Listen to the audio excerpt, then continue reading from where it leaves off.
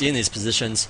But it looks like Terran just trying to throw down a bunker at the top here. You know, it looks like Zerg did not go hatchery first, and even if he went hatchery first, he could have taken care of this pretty easily as well. So I mean, there's really just not much. I don't know. I just don't agree with this for Terran. You know, in these positions. Well, there goes that SCV being killed off. This bunker's probably going to be cancelled before it is killed off here. And, well, there was a little bit of lag, not a big deal, but there is a Marine here trying to go up there. I believe that was cancelled, just for the record. And, well, this one Marine's going to just kind of suicide in there, trying to kill off a Zergling. He's probably not going to get it, nope. You know, especially since he was on the ramp there, you know, didn't get the best vision of the Zerglings before he got there. Looks like another one's on the way. He's going to be sacrificing, sacrificing Marines here. Well, he's going to be expanding behind it, so I really wish he would have thrown up, you know, or kept these Marines to defend instead of throwing them all in there. So, I mean, since Zerg is just going to be building up Zerg, like, if Zerg wanted to, he could just keep building up Zerglings. And maybe get a Baneling nest or something like that and bust in there. You know, even if the Zerglings were back here, you know, it could still, or the Marines were back here, it could still potentially do that. So, I mean, it's really kind of a, I don't know, a weird situation to be to just sacrifice some Marines like that. Because there is a lot that Zerg can do if you decide to expand at the same time. So, I mean, of course, he can still get up this command centers, can still crank out some extra mules and SCVs with it. But, you know, I'm just saying, if he tries to expand, it might not be the best thing. Well, anyways, it looks like a Roach is out here for our Zerg player, Wallow. And, well, he's still sticking to one base, which I'm really surprised at. So I believe he's probably going to be going all in at this point. You know, he still has only 14 workers here, and he's not even throwing down an expansion here. And he has the money for it, but he's just going to be saving it, getting some Roaches out, and all that good stuff. Nope, he's going to be expanding after all. While trying to do this attack, he does have a bunch of Roaches out here in the middle. And this is kind of what I was talking about. He sacrificed so many Marines that this is just going to be easily, you know, it's very strong for Zerg to do this just because of all those Marines that were lost. So, I mean, you just got to be really careful. Looks like Terran's going to be forced to cancel all these bunkers and whatnot. And he doesn't have really anything to defend this with. He has those 2 Marines, and that's it. He's going to be losing his barracks, and, you know, then his production's going to slip. And, well, it's just not looking very good for Terran. And actually, Zerg is taking the gold at the same time. So this is actually a pretty good play for Zerg. I do agree with this quite a bit, just because it's like, okay, I'm going to throw down some pressure and expand at the same time. And normally you can just expand a Zerg, but since he's throwing down this pressure, you can actually like double expand or take a gold or something like that. I'd say double expand, of course, would be riskier than throwing it down at the gold, and of course the gold expansion is riskier than just throwing it down at your natural. But he's safe to do that just because of this early aggression, taking out these Marines and whatnot. You know, Terran's forced to build a bunker in his base, and you know he's not. You know, Zerg's obviously just going to avoid it. So Terran's going to be losing a lot of mining time here, lots of SVs as well, and well, Zerg's just going to quickly swing ahead here just because well, Terran's going to be losing a lot of buildings here. It's not enough to defend with all those Marines that were lost in the early game. And, well, now he's going for that supply depot. Apparently Terran's just going to be lifting off and trying to go somewhere else. He really could just lift off some of these barracks, but I mean, he could always delay, get up a couple of extra Marines first, and possibly take out these Roaches. So, I mean, I do understand not lifting it off quite yet. Zerg looks like he's not going to be transferring any drones over quite yet. But he does have, actually, just Overlords in the middle here. I thought there were maybe Roaches. I was like, those are awfully big Roaches in the middle there, man. They're like fatty Roaches. But it looks like Terran's going to be pulling this off for now. Looks like this barracks probably going to be burning down. Looks like that barracks did. And, well, these Roaches are swinging around, possibly making their exits right now. Going to be going down to these SVs, doing some more damage. And the mules were just called down. Those mules might be denied some mining time if he decides to pull them all off here. And, well, the Marines have come off to help out with that, but Terran is in quite a bit of trouble here, as there already has built up 30 drones here, and he's put a couple guys at the gold. So, I mean, you know, right now, of course, Terran does have a small window to counterattack, but he really just does not have a lot of Marines here, and, well, speed Zerglings are pretty good against low quantities of Marines until, you know, until you get a ton of them, then they're really good against them. Against speedlings. But there goes an Overlord. And apparently this barracks will burn down. Looks like no SV is... Oh, there he goes. He goes to repair it. Is he going to get there in time? Apparently he is. Apparently he's just not even going to land it there quite yet just to get that bunker, or get that barracks revived here. Actually, he's going to go back over here and put it up. Meanwhile, it looks like a couple of Marines pushing out here. Looks like they're going to be picking off those 2 fat roaches, also known as the 2 overlords that I thought were 2 roaches. But he's going to be pulling back. Right now, he does have somewhat of a window, like I said, to attack in there. But at the same time, he doesn't know that. You know, Zerg really added on a ton of drones, didn't get any military guys at all, and well, he got a couple of roaches and a spine crawler to go at his gold. And of course, Terran hasn't scouted; he doesn't know that this gold even exists. So I mean, I need some water right now. There we go, much better. My throat just gets like ultra dry. Gotta keep drinking the water. I wish I had some more honey to drink as well. But anyways, looks like Terran even queuing up some SVs here, just to get that production rolling again. And Zerg's adding on some more drones. Apparently, okay, there. It's like, wow, they're just gonna sit there? Really? Alright. Well, it looks like the lair's finished, the spire's finished, and a Bangling Nest is finished as well. So Zerg just added on a ton of tech.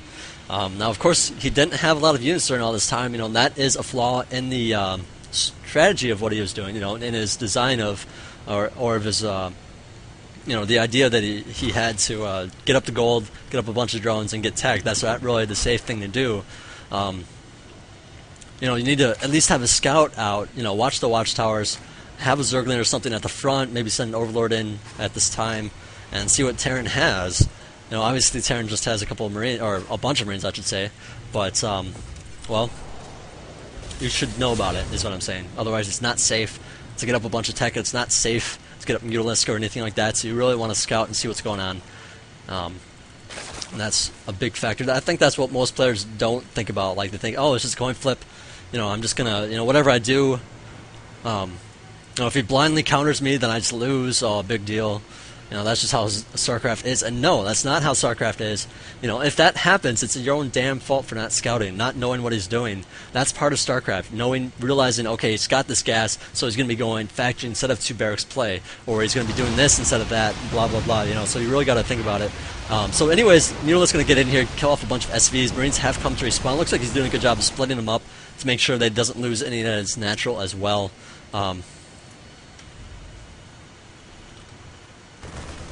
But, well, looks like these... Well, they're going to go right over those Marines, though. Okay, taking a bunch of hits there. Killed off that SV, making that supply depot somewhat of a gain there. Killing off these 2 Marines, not a big deal. And, well, Terran's going to be alright against them for now. He did lose a couple more SCVs there in the initial attack. And now it's going to be hard for Terran to really push out of here.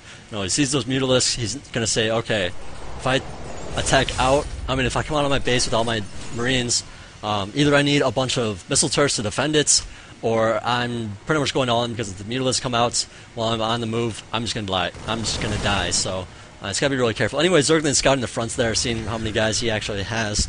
So that's good. I'm glad he's scouting now. I just wish he scouted while he got up all that tech.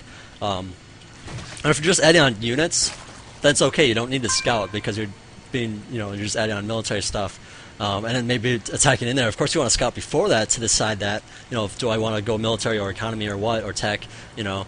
But, you know, since if you already know that, it's like, okay, I can just add on guys and then go in there and attack or go in there and defend. Looks like he's going to be defending. Lots of Marines here. I don't know if he has enough Zerglings here. And, well, the Banelings are going to be exploding on those guys. Apparently, okay, good, he's going to be pulling back. That would have been a huge waste of these Banelings and Zerglings. He just did not have enough of them to really take this out. So, well, he's got plenty back at his base, so I really hope, or I was hoping he would be moving his Zerglings and whatnot around this way and then attacking with his main force here as well. Because that would have been a really good encounter for Zerg, just to have a good surround like that. But it looks like these Roaches are going to be pretty good. Oh, there goes the Banelings cutting off the retreats. But if that push was a little bit stronger, he could have lost all these Roaches, could have lost the Mutas, could have lost the Zerglings at the front of his base.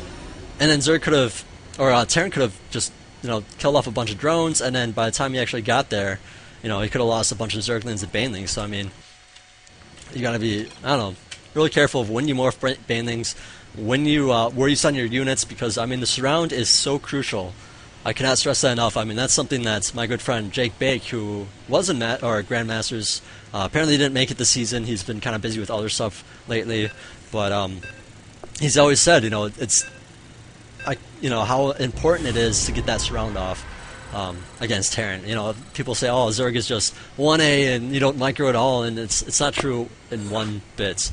I'd say there's probably more micro than there would be against Protoss. So I mean as Protoss. So I don't know. It's hard to, you know. I'd say Terran has a lot of micro. It's a different kind of micro, but I'd say Zerg probably has about the same amount of micro as Terran. So, anyways, once again, Wallow Wallow spawning at the 9 o'clock position here as our lights pink Zerg player, and his opponent's Mr. KSX Kzamu spawning as our black Zerg player here at the 6 o'clock position, and it is Zerg against Zerg, and those overlords are about to find each other. Did not want to do that. Whoops. Well, anyways, they know. I was just trying to switch the vision so you could see it coming, but it's kind of hard to do in the Metalopolis Obs version. Blizzard Obs are much better, but you can't do it with a bunch of people, so I mean, this is cool in its own rights. Alright, so we'll see what these players do. Personally, I like to do a hatch first on 15 in Zerg against Zerg, then go Extractor and then Pool, get up fast speed, and then you can get Banelings if you really want it. I don't personally go Baneling, but and then you have to worry about Baneling. I mean, if you go a lot of Zerglings. What you don't want to do after that is get out a bunch of Roaches, because the Roaches will just die. If you're doing 1 base, then you can get a couple of Zerglings, then Roaches. That works out. But if you're doing 2 bases, it doesn't really work out. So, anyway, spawning pool on the way for Wallow Wallow. Looks like he's just going to do the standard gas pool, and then get speed as soon as the pool's finished. So whenever you see a gas before you see a spawning pool, it means that he's pretty much going Zergling speed. If you see it afterwards, he could be going Roach, Baneling, speed, I guess, a late speed. And yeah, so that is that. Looks like the pool is just going to be finished in here in just a sec. Looks like he just got his 100 gas, and speed. Nope, no speed. Yeah, he doesn't have the money for it. It's just going to get some Zerglings out first and a queen. Pretty good play there. Looks like Kzamu is going to be a little bit late on his, but it's going to be up just in time, you know, in case there were Zerglings coming out by Wallow Wallow. Yeah, Wallow. I don't know, I feel like I'm saying it wrong, but since Zerglings are just coming out, there's actually a good defensive Zergling timing. It just means he's not going to be offensive with these Zerglings right away. If he was going to be offensive, you pretty much got to get it right away. And of course, you can still be offensive with them, but it's just like the safe way to defend it. And whereas Pink went the more aggressive route. And actually, what Pink did is more or less, in case your opponent goes like an 8 pool or something like that. I believe he went 11 pool. I'm not 100% sure. I should have definitely checked that out. Me, the worst caster in the world, I know. You know, personally, I like to just scout and see if he's going 8 pool, and then I'm like, okay, I need to throw out a pool ASAP. You know, and then by the time he gets to my base, I actually have a pool down, and you know, the Zerglings are just popping out. So usually it works out pretty well. And, well, looks like both players just kind of sitting back, playing pretty defensively here. It looks like Black is going to be adding on a Baneling Nest. He has that speed on the way and the Baneling Nest. Meanwhile, Wallow Wallow just adding on a bunch of Zerglings here. He does have the speed. Going to be finishing up here shortly as well. He does not have a Baneling Nest or a Roach Warren. Looks like he's not going to be expanding quite yet. Yeah, okay, here comes the drone to expand. So this is very typical in Zerg against Zerg. The fast Zergling into expansion. And then I guess his plan was, okay, since he's not getting... since I'm not being rushed, I can just drone up and say I'm getting fast Zerglings. Anyways, Queen is under attack. Lots of Zerglings in here from Wallow Wallow, and Block is actually an electro, but here comes the Baneling, so he might actually pull this off, depending on how he micros his Banelings. You gotta be really careful with them. You don't want them to explode against 1 Zerglings, but it looks like that 1 Zergling gonna be... Oh, okay, very good micro from Wallow Wallow. Black doing a very good job not losing those Banelings, but he doesn't have any Zerglings to protect him, so it looks like, okay, apparently the drones are being pulled off, so those... Oh man, that was so close. Those Banelings were almost killed off. Oh, one just comes in there, kills off 1 Baneling. And, well, Wallow Wallow not done yet. He's just going to go in here, sacrifice like 1 Zergling at a time. And, well, that's one way to do it. Now, of course, if Black had really good Baneling micro, you know, or just, you know, microed his Banelings even, you wouldn't be losing these Banelings whatsoever. But at the same time, he didn't have any Zerglings. But now the Zerglings are out. And, well, you know, these Banelings were a little bit late. So, I mean, I do understand... you know, maybe Black droned up a little bit too much. Let's see. Yeah, he definitely droned up a little bit too much. You need only 14 or 15 drones. If you drone past that, you're just going to die.